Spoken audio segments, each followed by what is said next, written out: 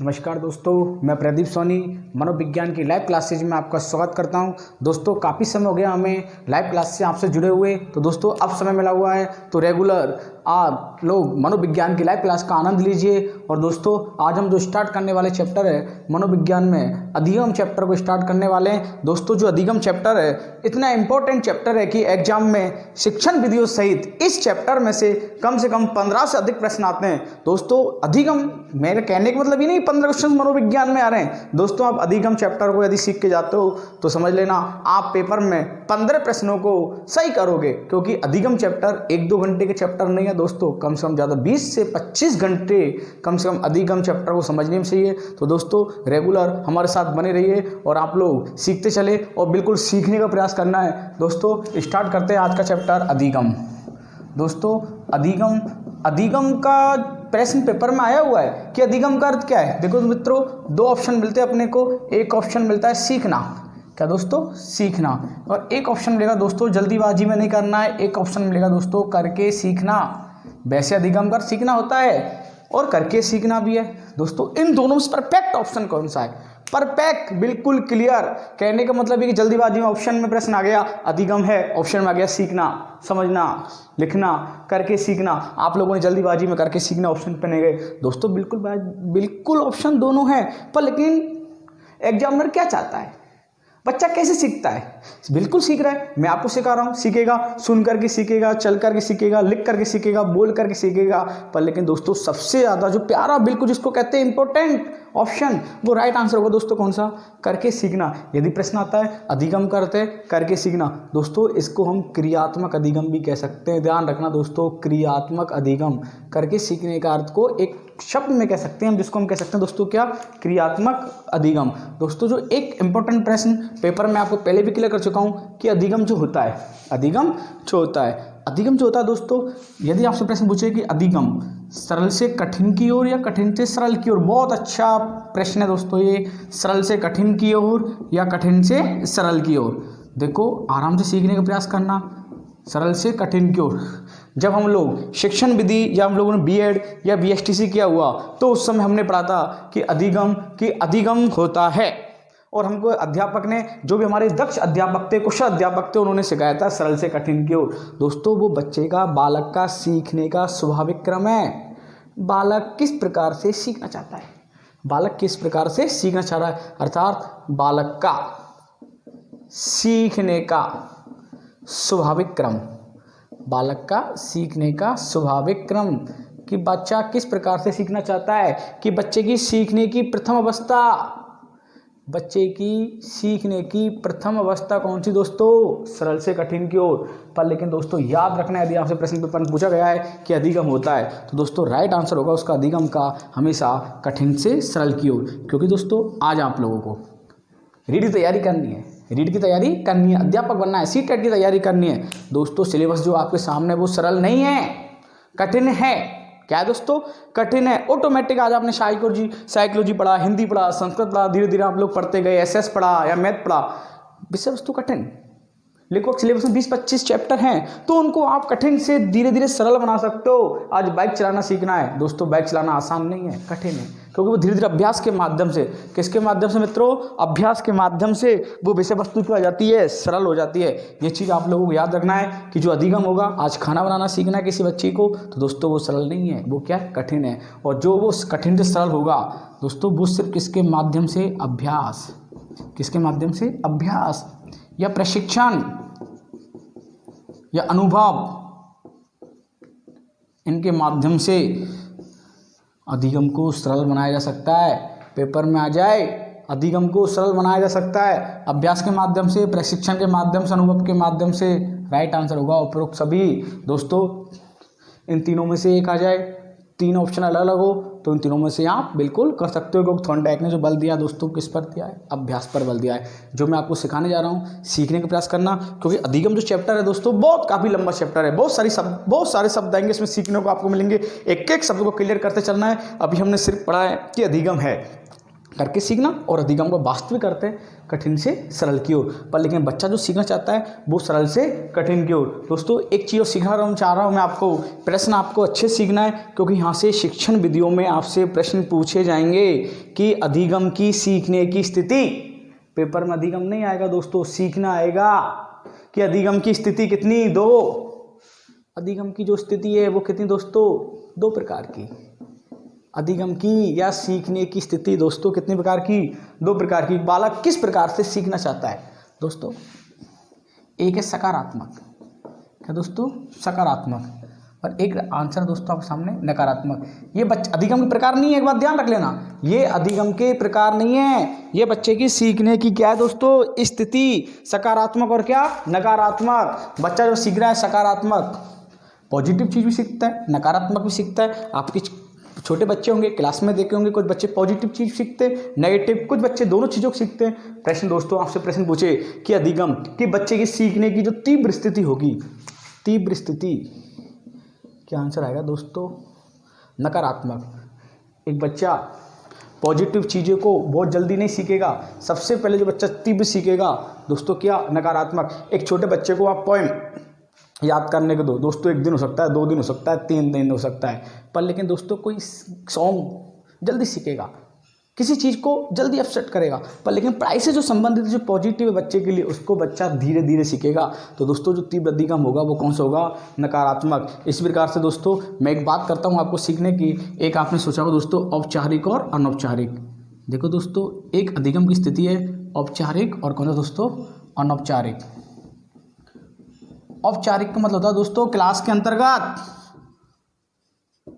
या विद्यालय में 4 दीवारी के अंतर्गत दिया गया ज्ञान, 4 दीवारी के अंतर्गत दिया गया ज्ञान क्या कहलाता है दोस्तों,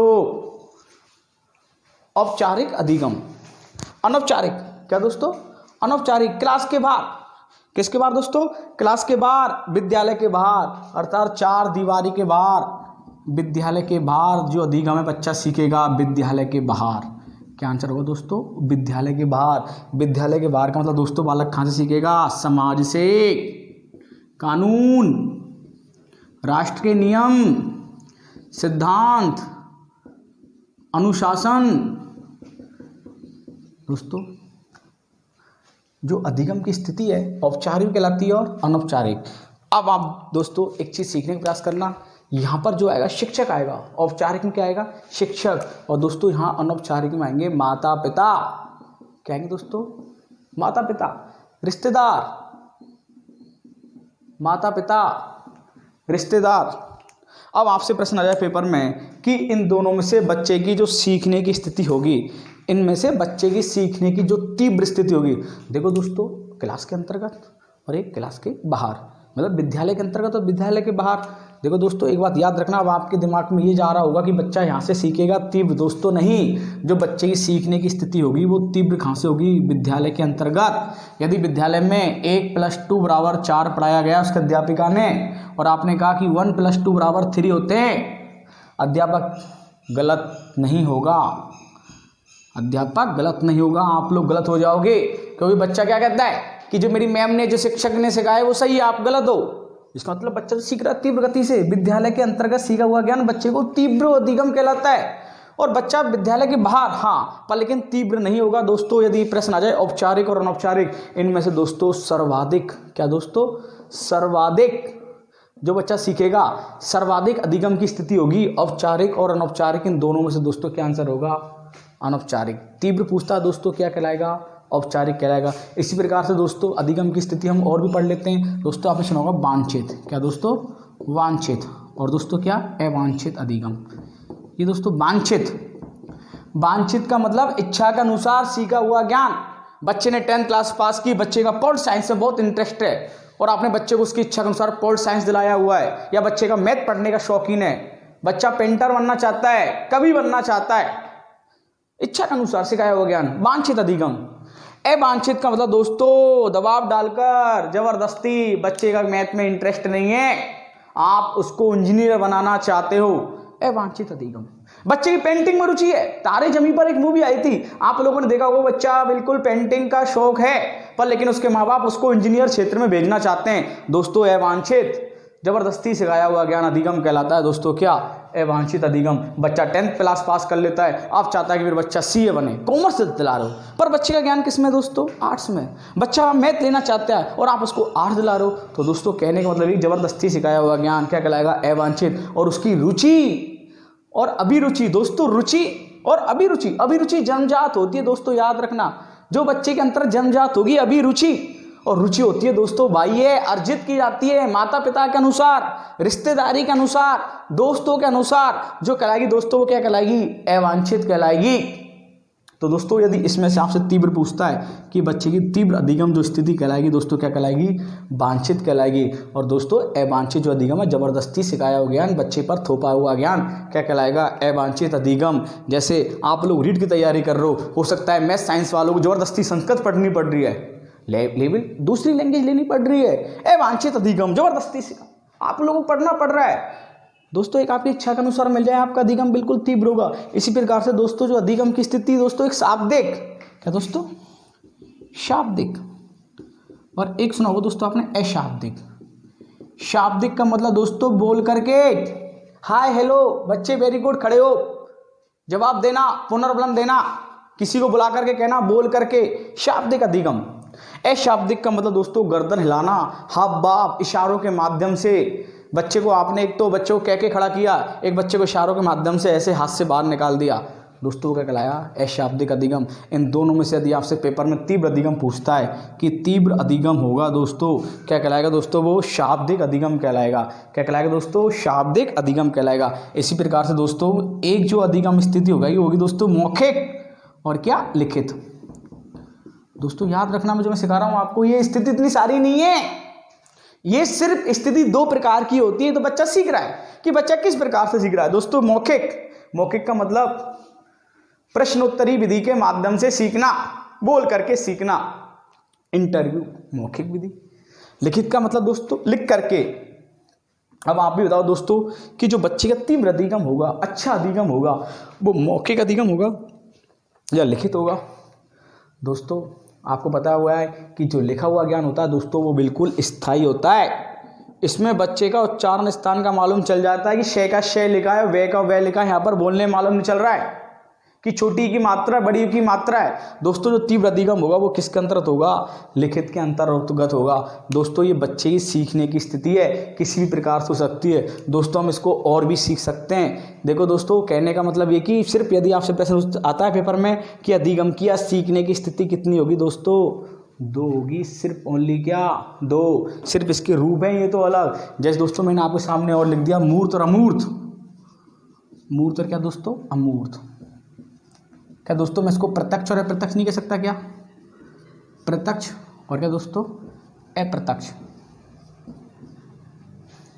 मूर्त मतलब देख करके, अमूर्त का मतलब नहीं देखा हुआ। जैसे दोस्तों मूर्त का मतलब बच्चा देख रहा है, आप किसी चीज़ को कोई पैलेस ऐतिहासिक भ्रमण पर लेके गए, बच्चा देखा ताजमहल है ये, आपने कभी संगमरमर उसको दिखाया, वो संगमरमर से बनी हुई उसको इमारत दिखा दी है। जैसे आपने अमूर्त का मतलब दोस्तों बच्चे ने कभी नहीं देखा हुआ, सिर्फ उसको महसूस कर सकता है। जैसे किसी पुष्प की सुगंध, समझना दोस्तों, बच्चे ने पुष्प की सुगंध को देखता नहीं है, सिर्फ उसको फील करेगा, महसूस करेगा दोस्तों, वो भी एक प्रकार का अधिगम कहलाएगा। मूर्त और क्या दोस्तों? अमूर्त। एक तो दोस्तों प्रत्यक्ष में सीखा हुआ ज्ञान और अप्रत्यक्ष उसने देखा हुआ नहीं है।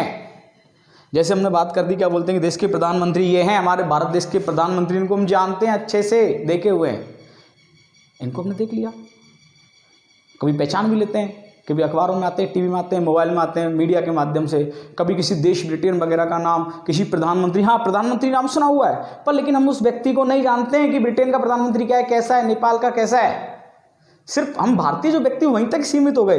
तो कहने को जिसको हम देख लेते दोस्तों मूर्त अधिगम, और सिर्फ अमूर्त का मतलब होता है कहने का मतलब दोस्तों जिसको हम सिर्फ महसूस कर सकते हैं और जिसको हम नहीं देख सकते हैं दोस्तों, वो कहलाएगा कौन सा, अमूर्त अधिगम। इसी प्रकार से दोस्तों इसमें जो सबसे इंपॉर्टेंट जो पेपर में प्रश्न बनता है उसको आप लोग अच्छे से सीखने का प्रयास करना। मूर्त अमूर्त तो आपका हो गया दोस्तों। इसमें जो प्रश्न है दोस्तों बहुत इंपॉर्टेंट प्रश्न रहेगा पेपर में, आप लोग सीखना दोस्तों संवेदी और पेशीय अधिगम। ये भी दोस्तों सीखने की स्थिति है, ये भी सीखने की क्या दोस्तों स्थिति। देखो दोस्तों सीखना आप संवेदी अधिगम,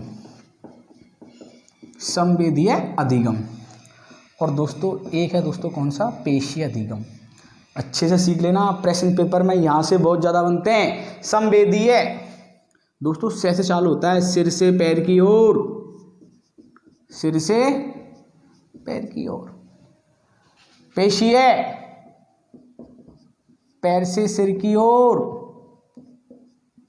या दोस्तों हम इसको ऐसे कह सकते हैं सिर से शरीर की ओर, या दोस्तों शरीर से मस्तिष्क की ओर।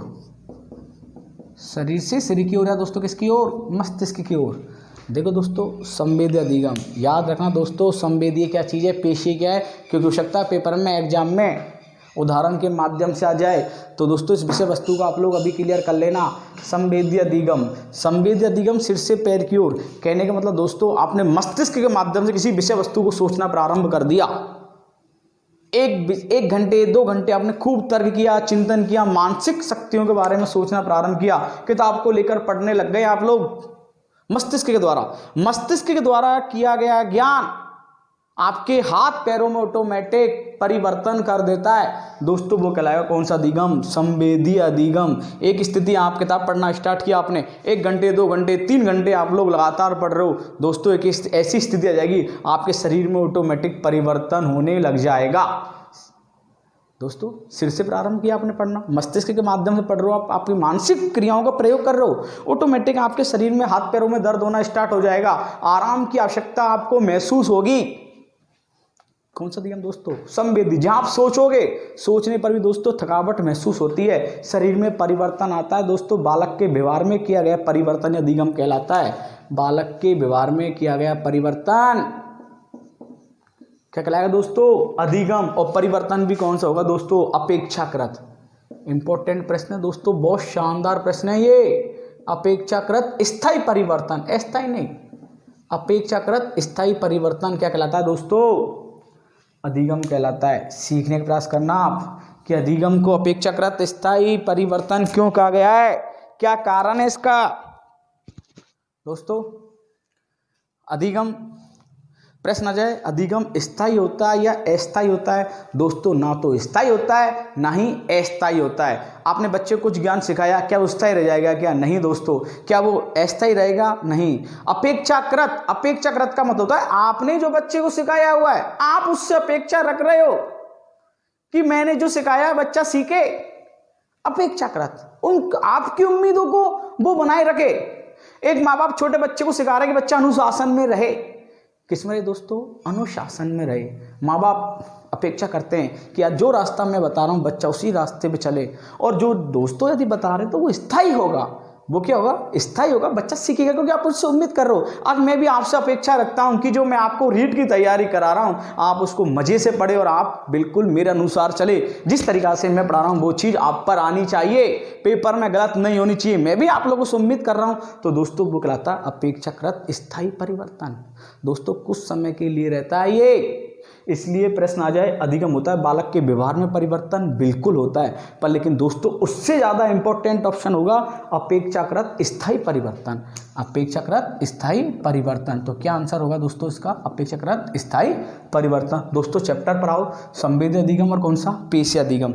पेशीय अधिगम का मतलब दोस्तों एक मजदूर खेत में हल चला रहा है, खेती कर रहा है हाथ पैरों से। एक लेडीज घर पर रसोई में वर्क कर रही है, 2 घंटे 3 घंटे 4 घंटे वो गृहिणी घर के काम में बिजी है। एक स्थिति ऐसी आएगी कि उसके शरीर में ऑटोमेटिक परिवर्तन होने लगेगा, महसूस होने लगेगा कि मेरे को क्या बोलते हैं कि आराम की आवश्यकता है, मैं भी रेस्ट करूं। तो दोस्तों बालक के व्यवहार में किया गया परिवर्तन, अर्थात हाथ पैर के द्वारा शरीर से किया गया वर्क बालक के मस्तिष्क को प्रभावित करता है दोस्तों वो कहलाता है कौन सा, पेशीय अधिगम।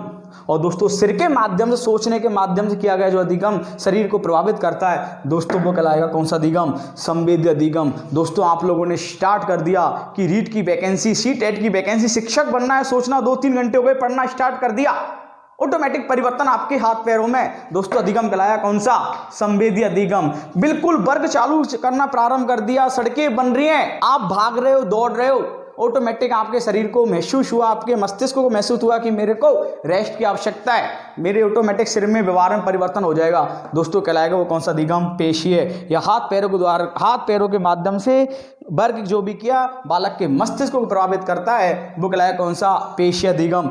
दोस्तों जैसे लिखना किस में आएगा दोस्तों, संवेदी अधिगम में। सोच रहा है, मस्तिष्क के माध्यम से सोच रहा है कि मुझे क्या लिखना है, वर्क भी कर रहा है, समझना, वर्क तो करेगा पर लेकिन ऑटोमेटिक उसको महसूस होने लगेगा दोस्तों। जैसे एक पेंटर, क्या दोस्तों, एक पेंटर दिमाग लगा रहा है कि एक नया मकान है, मेरे को उसको रंगाना है, रंगना है, अच्छे से डेंटिंग पेंटिंग करनी है, 1 घंटे 2 घंटे 10 मिनट 20-25 मिनट सोचता जा रहा है कि कमरे का, कि इसका इस साइड का डिजाइन ऐसा होना चाहिए, इस साइड का डिजाइन ऐसा होना चाहिए, छत इस कलर से होनी चाहिए, ये कमरा उस कलर से होना चाहिए, बाहर का पोर्शन इस तरीका से होनी चाहिए, बाउंड्री इस तरीका से होनी चाहिए, सोचता सोचता जा रहा है। फिर दोस्तों उसको थकावट उत्पन्न होगी, विचार किया, संवेदी अधिगम कंप्लीट दोस्तों।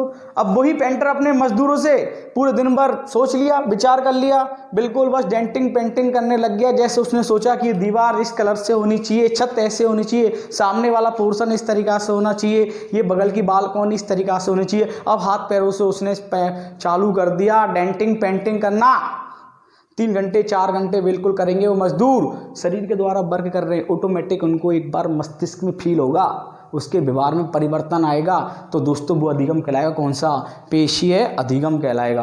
कौन सा अधिगम कहलाएगा दोस्तों, पेशीय अधिगम कहलाएगा। तो दोस्तों कहने का मतलब आप जहाँ पर सोचोगे वहाँ संवेदी अधिगम, और सोचने के बाद जो वर्क करोगे वो कौन सा अधिगम दोस्तों, पेशीय अधिगम। दोस्तों यहाँ पर कौन सी क्रिया आएगी, संवेदी अधिगम में क्या सोचोगे आप, सोचने लगो तो कौन सी क्रिया प्रभावित करेगी, मानसिक, कौन सी दोस्तों, मानसिक क्रिया। मस्तिष्क के द्वारा जो भी क्रिया है, कल्पना शक्ति, तर्क शक्ति, चिंतन शक्ति, स्मरण शक्ति, मस्तिष्क में विभिन्न प्रकार की क्रियाओं का आप प्रयोग करोगे दोस्तों कहलाएगा संवेदी अधिगम। यहाँ पर जो क्रिया होंगी दोस्तों वो कौन सी होगी, चाहे हाथ के माध्यम से करो चाहे पैरों के माध्यम से करो। पैरों के माध्यम से कौन सा वर्क होगा वो आप लोग सोच रहे होंगे, अरे किसी में दौड़ना, ओलंपिक में आपको भागना दौड़ना, ये भी तो आपके अधिगम है, 2 घंटे 1 घंटे दौड़ सकते हो दोस्तों, ऑटोमेटिक दिमाग में माइंड में आवश्यकता होगी आराम की, अधिगम कहलाएगा दोस्तों कौन सा, पेशीय। तो दोस्तों इसमें जो भी सब क्रिया लगेंगी वो कौन सी कहलाएंगी दोस्तों, शारीरिक क्रियाएं। कौन सी दोस्तों, शारीरिक क्रियाएं। एक अध्यापक लेसन डायरी बनाएगा, योजना बनाएगा कि मेरे को स्कूल में कैसे पढ़ाना है बच्चे को, फर्स्ट क्लास के बच्चों को कैसे पढ़ाना है, सेकंड क्लास के बच्चों को कैसे पढ़ाना है। और बाय द वे दोस्तों उसके क्लास में प्रतिभाशाली बालक है, सृजनशील बालक है, मंदबुद्धि बालक है, और कोई बालक किसी विषय में पिछड़ा हुआ है, बाकी सभी विषयों में इंटेलिजेंट है, वहां पर भी वो योजना बना रहा है, सोच रहा है, समझ रहा है, तो दोस्तों अधिगम कहलाया कौन सा, उसका संवेदी है। और दोस्तों आते वक्त एक शारीरिक शिक्षक ने स्टूडेंटों को कह दिया कि मैदान साफ कर दो, पेड़ लगा दो, पेड़ों में पानी पिला दो और कमरा साफ कर दो, दोस्तों अधिगम कहलाया कौन सा, पेशीय अधिगम। मस्तिष्क के द्वारा किया गया कार्य शरीर को प्रभावित करे, संवेदी अधिगम शरीर की क्रियाओं के द्वारा किया गया वर्ग दोस्तों मस्तिष्क को प्रभावित करे, वो कहलाया कौन सा वर्ग दोस्तों, पेशीय वर्ग। दोस्तों संवेदी दिखेगा नहीं दिखेगा दोस्तों, आपने कितना सोचा, तो दोस्तों उसको कौन सा अमूर्त, क्या उसका अधिगम कह सकता है, उसको अमूर्त अधिगम। और शरीर के द्वारा दोस्तों आपने 2 या 3 घंटे कोई वर्ग किया है, कौन सा वर्ग कहलाएगा दोस्तों, मूर्त। आपने आरके स्टार एक सुना होगा जो मकानों का नक्शा तैयार करते हैं, मेरे मित्र ने भी बनाया, बताया मेरे को ये चीज, जितने बड़े बड़े बिल्डर्स हैं फैक्ट्री वगैरह बनाते हैं, नक्शा बनाना दोस्तों, दिमाग लगाना अपना माइंड का कि इस बिल्डिंग पर 3 बीघा जमीन पर ये चीज होनी चाहिए, इधर इधर हॉल होना चाहिए, इधर फैक्ट्री होना चाहिए, इधर मैदान होना चाहिए। दोस्तों विचार बनाया, नक्शा बना रहा है आर्किटेक्ट कंप्लीट दोस्तों, संवेदी अधिगम। अब मजदूर लगा के दोस्तों पूरी बिल्डिंग की बिल्डिंग बना दी, वो कौन सा कहलाया दोस्तों? पेशीय अधिगम। तो कहने का मतलब दोस्तों जो अधिगम कहलाएगा सिर के द्वारा मस्तिष्क के द्वारा किया गया कार्य शरीर को प्रभावित करता है। संवेदी अधिगम हाथ पैरों द्वारा किया गया कार्य दोस्तों शरीर को प्रभावित करेगा, वो कहलाएगा दोस्तों कौन सा? पेशीय अधिगम। और इसी को दोस्तों संवेदी अधिगम को जीन पियाजे ने कौन सा अधिगम कहा है? संक्रियात्मक अधिगम। कौन सा अधिगम दोस्तों? संक्रियात्मक अधिगम। संक्रियात्मक अधिगम को दोस्तों जीन पियाजे ने वही चिंतन करना। संक्रियात्मक मतलब दोस्तों चिंतन करना, जिसको हम संज्ञानात्मक अधिगम भी कह सकते हैं, संज्ञानात्मक अधिगम भी कह सकते हैं। दोस्तों सीखने का प्रयास करना, प्रश्न यहाँ से आपको अच्छे से सीखना है कि संवेदी अधिगम में, पेशीय अधिगम में क्या है, किसको क्या करना है। दोस्तों यहाँ पर जो पेशीय अधिगम होगा बिल्कुल व्यवहारिक अधिगम होगा। कौन सा होगा बच्चे? इसमें आप देखो दोस्तों, एक बात मैं आपको अभी कह रहा हूँ कि मैंने कितना पढ़ा, आप लोगों ने कितना पढ़ा दिखा नहीं, पर लेकिन दोस्तों यहाँ पर वर्क किया, 1 घंटे में इतना वर्क किया, 2 घंटे में वर्क किया, दिख रहा है। व्यवहार बनेगा दोस्तों से कि यार इसने वास्तव में वर्क किया है। आपने किसी के वर्क को किया, किसी मकान में वर्क किया है, तो दोस्तों इसको हम लोग क्या कहेंगे? व्यवहारिक अधिगम। इससे व्यवहार बनने लग जाता है। आपने किसी का वर्क किया है शरीर के द्वारा, क्या वास्तव में इसने वर्क किया है, तो दोस्तों उसको कहेंगे हम व्यवहारिक अधिगम। और जिन पियाजे ने दोस्तों उसको क्या कहा है? संक्रियात्मक अधिगम या कौन सा दोस्तों? संज्ञानात्मक अधिगम। और आपने जब जीन पियाजे का सिद्धांत पढ़ेंगे तो दोस्तों अपने को इसको अच्छे से पढ़ेंगे। तो याद रखना दोस्तों, इसको उदाहरण के माध्यम से भी आ जाए। मकान का नक्शा तैयार करना, पूरा मकान की मकान बनाना, जहाँ पर दिमाग लगेगा। मोटरसाइकिल चलाना दोस्तों, मोटरसाइकिल चलाना कौन सा अधिगम कहलाएगा? दोस्तों माइंड तो लगाना है, पर लेकिन दोस्तों सबसे ज़्यादा जो कार्य करेगा वर्क पूरी शारीरिक क्रिया प्रभावित करेगी। 2 घंटे 3 घंटे आप लोग चला सकते हो। दोस्तों ये अधिगम की स्थिति हो गई। अधिगम की स्थिति कितने प्रकार की दोस्तों? 2 प्रकार की। दोस्तों यदि इसमें से भी आपसे तीव्र अधिगम पूछे तो तीव्र अधिगम होगा दोस्तों कौन सा? संवेदी अधिगम। पेशीय अधिगम नहीं होगा दोस्तों, ध्यान रखना। तीव्र अधिगम पूछे आपसे, तीव्र अधिगम, क्योंकि दोस्तों इसमें तो हथियार चाहिए, औजार चाहिए, उपकरण चाहिए, बहुत समय लगेगा। इसमें तो व्यक्ति को सिर्फ सोचना ही है। यहाँ तो दोस्तों समय ज़्यादा लगेगा, यहाँ समय ज़्यादा नहीं लगता। तीव्र अधिगम। अब दोस्तों इसके बाद जो हम लोग पढ़ने जा रहे हैं, पेपर में दोस्तों प्रश्न आता है अधिगम के क्षेत्र या अधिगम के प्रकार। दोस्तों अपन ने बात की है अधिगम की स्थिति। क्या दोस्तों? ये अधिगम की स्थिति। अब जो हम बात करने वाले हैं दोस्तों आगे, अधिगम के प्रकार या अधिगम के क्षेत्र। प्रश्न आ जाए दोस्तों, अधिगम क्षेत्र कितने प्रकार के या प्रकार? 3 प्रकार के। आपने सुना होगा दोस्तों, एक का नाम क्या? ज्ञानात्मक। क्या दोस्तों? ज्ञानात्मक। अच्छे समझ लेना इसको आप, पेपर में प्रश्न उदाहरणों के माध्यम से आते हैं। दूसरा नाम क्या दोस्तों? भावात्मक। और तीसरा दोस्तों कौन सा? क्रियात्मक। क्या दोस्तों? क्रियात्मक। दोस्तों ज्ञानात्मक को मैं संज्ञानात्मक भी कह सकता हूं। संज्ञानात्मक। दोस्तों ज्ञानात्मक जो अधिगम होता है 2 प्रकार का होता है, प्रत्यक्षात्मक और दोस्तों प्रत्यात्मक। प्रत्यक्षात्मक का मतलब होता है दोस्तों देख करके, और प्रत्यात्मक का मतलब दोस्तों सुन करके। यह स्मरण शक्ति, चिंतन शक्ति, कल्पना शक्ति सब दोस्तों इसी में आएंगी। अच्छे से सीखने का प्रयास करना दोस्तों। एक बार ओपन एग्जाम 12th में मेरा ड्यूटी दे रहा था, एक बहुत शानदार प्रश्न मेरे को देखने को मिला ज्ञानात्मक अधिगम में से। दोस्तों बहुत अच्छा प्रश्न था। यदि मैं कह रहा हूँ कि ये प्रश्न यदि शिक्षक भर्ती में भी यदि प्रश्न आता है, लोगों को सोचने पे मजबूर कर देगा। दोस्तों यदि हमको पता है ज्ञानात्मक, सुन करके और देख करके सीखा हुआ ज्ञान, आज जो मैं आपको पढ़ा रहा हूँ, आज आप यूट्यूब के माध्यम से जो पढ़ रहे हो दोस्तों, वो कौन सा अधिगम कहलाया? ज्ञानात्मक अधिगम। सुन रहे हो किसी से, देख करके सीख रहे हो, वो अधिगम कहलाएगा दोस्तों कौन सा? ज्ञानात्मक। दोस्तों अब भी अच्छे सीखने का प्रयास करना। जो एग्जाम में जब मैं ड्यूटी दे रहा था तो उस समय एग्जाम में क्या उदाहरण था कि दोस्तों मूवी स्टार्ट होने से पहले, पर्दे पर मूवी स्टार्ट होने से पहले लिखा होता है धूम्रपान स्वास्थ्य के लिए हानिकारक है। क्या था आंसर दोस्तों? धूम्रपान स्वास्थ्य के लिए हानिकारक है। The cigarette smoking injurious to health. धूम्रपान स्वास्थ्य के लिए हानिकारक है। उसमें अधिगम का कौन सा प्रकार लगेगा? ऐसा प्रश्न था दोस्तों।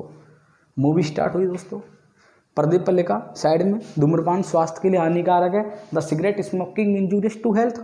अभी हमने पढ़ा देख करके और सुन करके, आप मूवी देख रहे हो और सुन भी रहे हो, उसमें ऐड भी आता है। तो दोस्तों अधिगम और जो प्रकार लगा वहाँ पर कौन सा लगेगा दोस्तों, ज्ञानात्मक अधिगम। इस चीज़ को भी क्लियर कर देता हूँ, पेपर में देख करके और सुन करके। दोस्तों देख करके मतलब तत्परता, देख करके, देखना कहाँ से होता है, तत्परता कहां से आती है दोस्तों, देख करके। प्रश्न आया था शिक्षक भर्ती में 4 दिसंबर 2011 सेकंड ग्रेड की एग्जाम में कि एक घोड़े को पानी के किनारे ले जाया जा सकता है, क्या उसको पानी पीने के लिए बाध्य किया जा सकता है या नहीं। राइट आंसर दोस्तों, एक घोड़े को पानी के किनारे ले जाया जा सकता है, क्या पानी पीने के लिए बाध्य किया जा सकता है, नहीं दोस्तों। जब तक तत्परता नहीं आएगी घोड़ा पानी नहीं पिएगा, अर्थात उसमें तत्परता, जब तक वो ये नहीं देखेगा दूसरा घोड़ा पानी पी रहा है तब तक। जैसे रीट की वैकेंसी आई, आपका मित्र पढ़ रहा है और आपने उसको देख लिया कि यार ये पढ़ रहा है 2 या 3 घंटे, तो मेरे को भी पढ़ना है, देख करके जो आपके शरीर के व्यवहार में परिवर्तन कहलाएगा दोस्तों, वो कहलाएगा अधिगम। और अधिगम में भी कौन सा, तत्परता। देख करके आपके व्यवहार में किया गया परिवर्तन। 4 आदमी खाना खा रहे हैं रेस्टोरेंट पे, आप भी भूखे और आप भी जा रहे हो यार कि बढ़िया होटल है, चलो ये आदमी भी खाना खा रहे हैं, मैं भी खाना खा लेता हूं, देख करके। प्रत्यक्षात्मक अधिगम।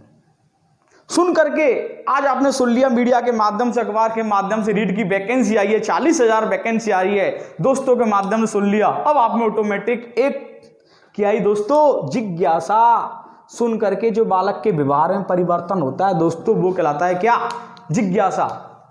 सुन करके कभी भी क्या होता है, छोटे बच्चे जाते हैं शादियों में जब एक कोई बच्चा रिश्तेदार में से मालूम पड़ोसी पहले खाना खा के आ जाता है, तो मुझसे पूछते खाने में क्या था, वो कहता है खाने में विभिन्न प्रकार के मेनू बताता है कि इतनी मिठाइयाँ थी, इतनी प्रकार की सब्जियाँ थी, पूड़ियाँ भी थी और भी कुछ भी था। तो ऑटोमेटिक छोटा बच्चा सुनेगा, उसको क्या आएगा, सुनेगा कि अब मेरे को भी जाना है, तो ऑटोमेटिक उसके मन में जो आएगी दोस्तों वो क्या कहलाई, जिज्ञासा।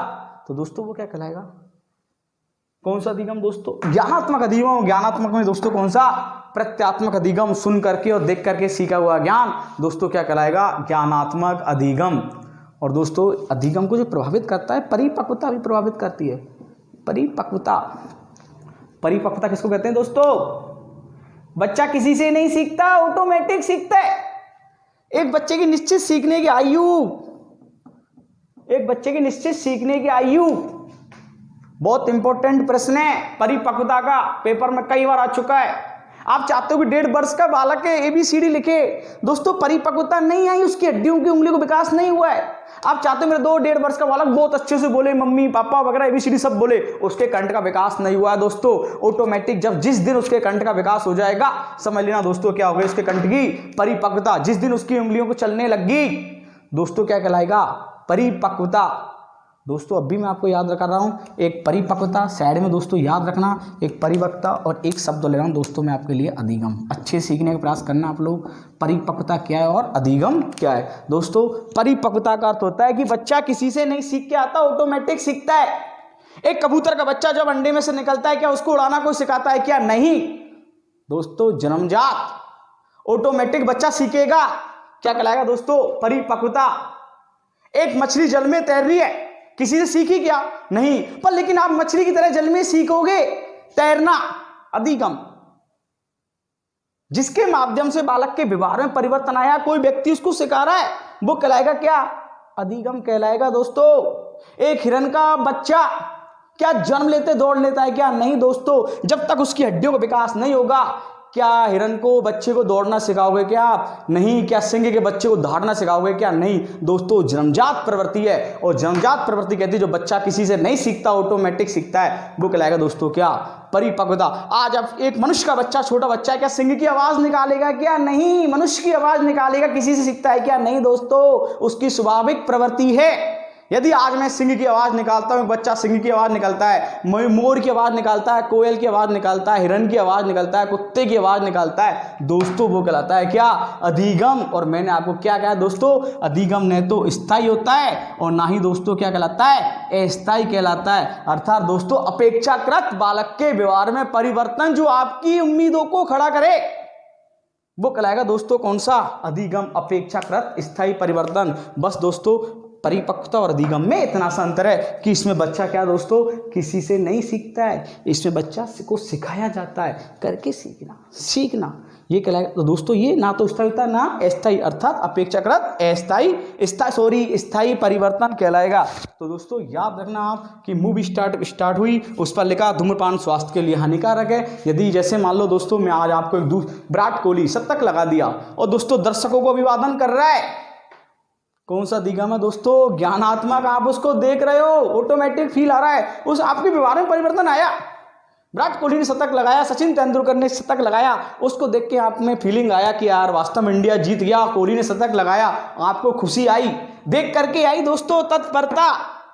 और आप मैच नहीं देख रहे हो, आपका छोटा भाई मैच देख रहा है और आप किसी काम में व्यस्त हो और उसने कह दिया विराट कोहली ने शतक लगा दिया, दोस्तों मन में खुशी आई, जिज्ञासा, और आप खुद शतक लगाने जा रहे हो, परिपक्व हो गए, उसको क्या कहलाया दोस्तों? परिपक्वता कहलाएगी। तो सुन करके और देख करके सीखा हुआ ज्ञान दोस्तों क्या कहलाता है? ज्ञानात्मक अधिगम। आगे नेक्स्ट स्टार्ट करता हूं दोस्तों, भावात्मक अधिगम। भावात्मक अधिगम किसको कहते हैं? हाव भाव इशारों के माध्यम से जो भी सीखा हुआ ज्ञान, एक अध्यापक क्लास में एंट्री हुई, उसके चेहरे को हम लोगों ने देखना स्टार्ट कर दिया कि यार आज टीचर का जो मस्तिष्क है, माइंड है, ये चेहरा है उसका अच्छा नहीं है, तो क्लास को हमको धीरजता बरतनी पड़ेगी।